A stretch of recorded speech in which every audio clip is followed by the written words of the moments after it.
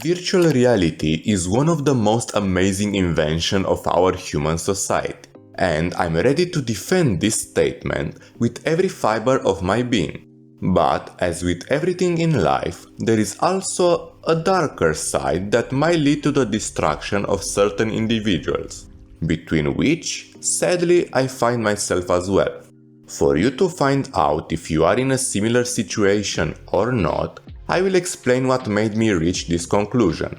Let's start with the positive aspects of this technology in order to have a complete perspective about the origin of my opinion. Firstly, we have the use for gaming and watching movies. Most of us are especially familiar with this aspect of virtual reality. Before, we were limited to a flat screen monitor sitting on top of our table. Now, with the help of VR technology, we can step into a fantasy world and slash down with a sword controlled by our real hand, a mythical creature of a scale we could only imagine until recently. If you prefer watching movies, instead of seeing them on a small screen, you can enjoy a 360 degrees experience that will trick your brain into believing you are actually there, or a cinema-like experience from the comfort of your room.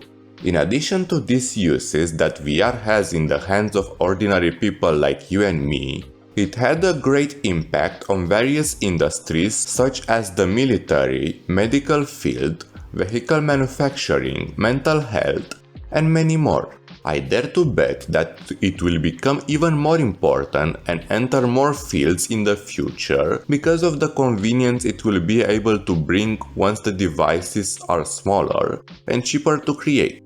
Let's think about a practical example. For military training, traditionally, there was a high risk of injury, and creating a simulation of a combat situation was extremely expensive and time-consuming. Now, with the help of virtual reality, the process has been significantly simplified and the risk of injury has decreased to almost zero. But wait, the benefits don't stop here.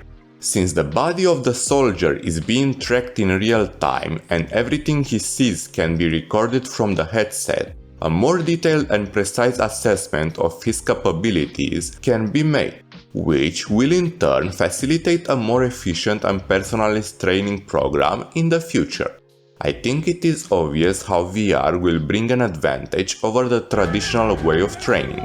I could go on and on with examples for every positive aspect I mentioned above, about why VR is a beneficial technological innovation for the entire human race and how we should all pray and obey the almighty VR gods like Mark Zuckerberg with utmost devotion until our last breath. But this is not the main topic of this video. On the opposite side of the benefits we all want to focus on, some problems might lead to the destruction of the life of a certain category of people. And as I mentioned at the start of the video, most likely I belong in this category as well. Right now, this problem has not fully emerged mainly because of the limitations we have from the current VR hardware. Simply put, the headsets and the VR accessories like full body tracking and treadmills are either uncomfortable, too expensive, or have too short of a battery life to allow us a complete immersive experience. But this will not be a problem for long.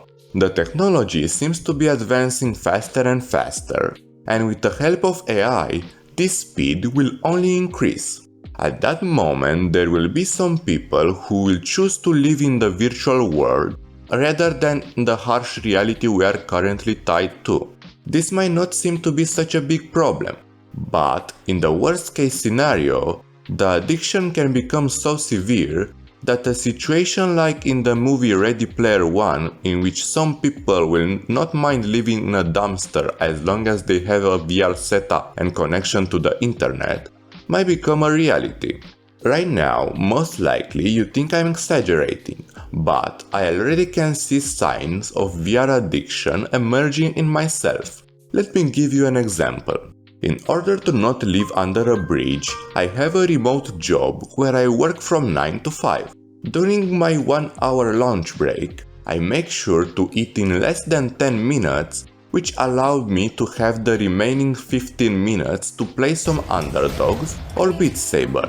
This has pretty much become my daily routine ever since I overcome the VR motion sickness. The bigger problem is that more than one time I had the impulse to play for just another 10 minutes. While I managed to control myself, I think it is easy to see that VR is gradually starting to take up a bigger and bigger part of my daily life. If things continue to go this way, VR will destroy every other aspect of my life because I will not have the will to spend time doing anything else.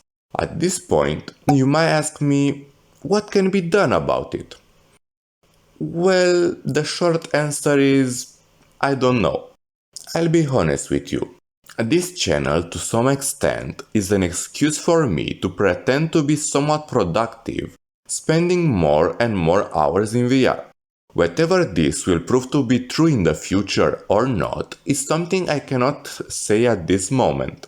But it helps with a little voice in the back of my head that constantly tells me to work harder because time I'm not productive is a wasted time. It might just be me who has a mental problem. But even so, despite knowing that VR might destroy my life one day, I can't stop loving it.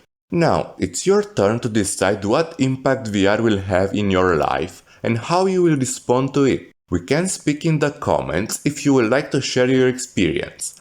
And to find out what level of immersion can be achieved right at this moment, I recommend to see this next.